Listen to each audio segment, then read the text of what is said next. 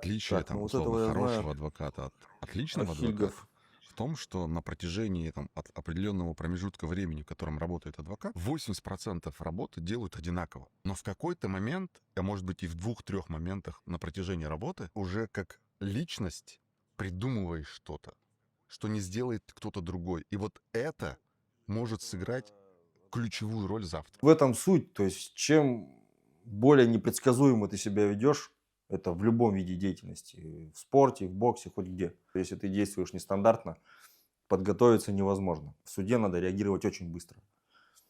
Потому что в документах могут написать одно, устно сказать другое. Тебе нужно среагировать просто молниеносно. А ты можешь этого не сделать. А судья это заметит, поймет изюминку, не скажет, в решении не напишет, но будет исходить из этого, когда будет писать, взыскать такую-то сумму с такого-то, например.